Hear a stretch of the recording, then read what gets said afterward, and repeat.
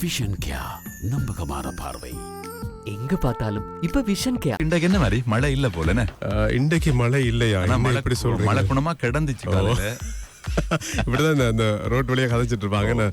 ஒரு வழியா ஒரு வழியா கதைப்பாங்க. உண்மையிலே இன்னைக்கு மழை பெய்யுமா? மழை பெய்யும் சொல்லப்பட்டிருக்கிறது மழை பெய்யும். ஆனா இப்ப பாருங்க கொழும்புல மழை வருவதற்கான அறிகுறி இருக்கிறது. மற்றது இந்த சமூக வலைத்தளங்கள்ல போலியான செய்திகள் சும்மா பரவிட்டு இருக்காம். அனைத்து பிரதேசங்களிலும் இருக்கிற அனைத்து பாடசாலைகளும் இன்று இயங்காது என்று மூடப்படுகிறது என்று. அதெல்லாம் போய் தேவைக்கேற்ற மாதிரியான முடிவுகள் எடுக்கிறதுக்கு அந்தந்த மாகாணங்கள்ல அதிகாரங்கள் வழங்கப்பட்டிருக்கிறது.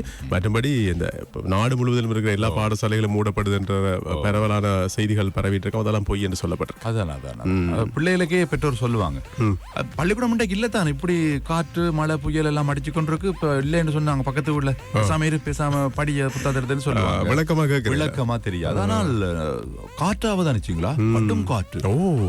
நேற்று கொழும்பு பம்பலப்பிட்டியில் காலு வீதி மரங்கள் எல்லாம் அது மட்டும் இல்ல, நான் சொல்றது மிகப்பெரிய எல்இடி திரை ஒன்று அது விழுந்தது. எம்சிக்கு முன்னுக்கு பாத்தீங்களா? அந்த காணொலி நான் பார்த்தேன். ஆகவே மக்கள் மிகவும் பாதுகாப்பாக இருக்க வேண்டும்.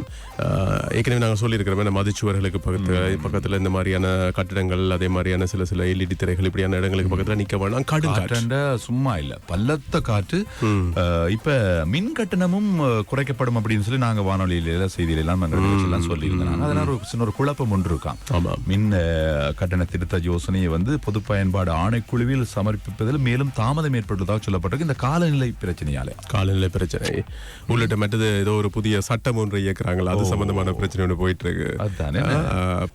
சொல்லுங்க. பஸ்ல நாங்க நின்று கொண்டு போகலாம், ஆசனம் கிடைக்காது. வடிவேலு மாதிரி நிக்க முடியும். கம்பியை பிடிக்காம நிக்கலாம்.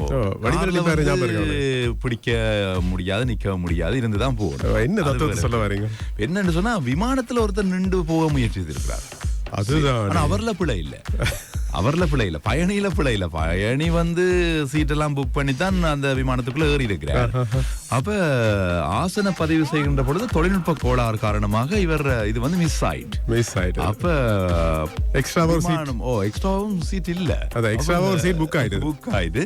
இவரும் போயிருக்கிறாரு. இவர் சீட்டை தவிர இவருக்கு சீட் கிடைக்கவில்லை. மும்பையில நடந்த சம்பவம் நேற்றைய தினம் பதிவாயிருக்கிறது. பிறகு விமானம் புறப்பட இருந்த நேரத்துல விமான பணியாளர்கள் என்னடா ஒருத்தர் நின்று கொண்டிருக்கானே அப்படின்னு சொல்லிட்டு போயிட்டு விசாரிச்சு டிக்கெட்லாம் பிறகுதான் பார்த்தா இப்படி ஒரு சம்பவம் நடந்தது. பிறகு விமானிக்கு சொல்லி பிறகு அவரை இறக்கி விட்டு அது ஒரு மணி நேரத்துக்கு அந்த குறித்த விமானம் சொன்னா மன்னிப்பு கோரியிருக்காங்க அவர்கிட்ட.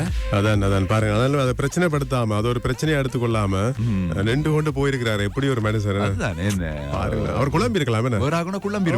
நீங்க என்ன செய்திருப்பீங்க? குழம்பி இருப்போம். ஆகாயத்துல பறந்துட்டு இருக்கும் போது நட்டுங்கினா. உண்மையிலேயே இந்த விமான பயணத்தின் போது ஒரு விதமான ஒரு பயம் ஒன்று இருக்கும். போய் இறங்கும் அடிக்கடி போய் வரவர்களுக்கு அது ஒரு அல்வா சாப்பிட்ட மாதிரி தான்.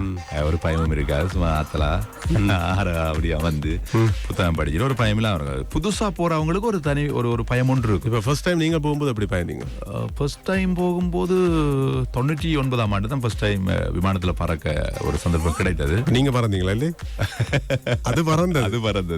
நீங்க உள்ள அந்த நேரத்துல ஒரு பயம் ஒன்று இருந்தது. எழும்புற நேரம் ரன்வேல இருந்து தலைச்சுட்டு மாதிரி ஒரு சின்ன இது ஒன்று வந்தது. ஓகே. அதே மாதிரி தரையிறங்கும் போது இன்னும் கொஞ்சம் இறங்கும் போதும் அது ஒரு வித்தியாசமான ஒரு உணவா இருக்கு. மேல பறந்து கொண்டிருக்கும் பொழுதும் ஒரு சில சிறிய நடுக்கங்கள் வருகின்ற பொழுது ஒரு பயம் வரும். ஆனால் பெரிய நடுக்கம் ஒன்று இங்க இடம்பெற்றிருக்கு. நில நடுக்கம் மாதிரி ஆகாயத்தில் ஒரு தழும்பல் அப்படி இப்படின்னு வரும். அதன் போதும் ஒரு பதட்டம் தானா தொற்றிக்கொள்ளும். ஆனால் இந்த இது கொஞ்சம் உயிரிழப்பு கூட நிகழ்ந்திருக்கு. ஒருவர் உயிரிழந்து போயிருக்கிறார், பலர் காயமடைந்திருக்கிறார்கள். 211 பேர் பயணித்த ஒரு விமானம் லண்டனில் இருந்து புறப்பட்ட சிங்கப்பூர் ஏர்லைன்ஸ் இல்லையா? லண்டன்ல இருந்து சிங்கப்பூருக்கு போயிருக்கு போல இருக்குது. காற்றழுத்த காரணமாகத்தான் இப்படி ஆயிருக்கு. காற்றழுத்தம் எத்தனை பயணிகள் இருந்தாங்க? 211 பயணிகளுடன் 18 பணியாளருடன் பயணித்த விமானம். காற்றழுத்தம் ஏற்பட்டிருக்கு. அந்த காற்றழுத்த அழுத்தத்துல சிக்கப்பட்டு நிலை குலைந்து போய் மேல வானொலி கூட வெளியாகி வந்திருக்கு. எல்லாருமே பயணிகள் இறக்கப்பட்ட பிறகு விமானத்தை தனியா வீடியோ ஒன்று பிடிச்சு போட்டிருக்காங்க. உள்ளுக்கு இருந்த அந்த பொருட்கள் எல்லாம் அப்படியே எப்படி கிடக்கு பாத்தீங்களா? 37,000 அடி உயரத்துல இது பறந்திருக்கு. அப்படி 37,000 அடி உயரத்துல பறந்து நடுங்கினதுல சரியா நிலை தடுமாறிய நிலை குலைந்து போனதுல 31,000 அடிக்கு கீழே அது இப்படி திடீரெண்டு இறங்கி போயிருக்கு. நல்லா யோசிச்சு பாருங்க, 37,000 அடி உயரத்துல பறக்குது சரியாடில திடீரெண்டு பார்த்தா 31,000க்கு இறங்கிருது. எப்படி இருக்கும்? எப்படி இருக்கும்? 6,000 அடி கீழ் நோக்கி விழுந்திருக்கு. இந்த உணவு பரிமாறுற உணவுகள் எல்லாம் அப்படியே சிதறி போய் பொருட்கள் எல்லாம் சிதவடைந்து விமானத்துக்குள்ள உள் பாகங்கள் கூட அப்படியே நொறுங்கி இருக்கு. உண்மையில இந்த விமானம் அப்படி பறந்துட்டு இருக்கும்போது அப்படி நடந்தது அப்படின்றது நேற்றைய நாள்ல உலகளவில் பேசப்பட்ட பலரால் அவதானிக்கப்பட்ட ஒரு விடயமாக மாறி இருந்தது. இது தாய்லாந்துக்கு பக்கத்துல இருக்கிற அந்த அந்தமான் கடல் பகுதியில அந்த வான் பகுதியில பறந்துட்டு இருக்கும் போது தான் இப்படியான ஒரு நிலைக்கு உள்ளானது. என்ன ஆமா, ஒரு பயந்த உண்மையிலே எல்லாரும் பயந்து போயிருப்பாங்க. என்ன விமானிக்கு தான் சல்யூட் அடிக்கணும். அப்படியோ இறக்கிட்டார் ஒரு இடத்துல. சில பேர் அப்படிதான் திறமை அதிகம் கொண்டவர்கள் இருப்பார்கள்.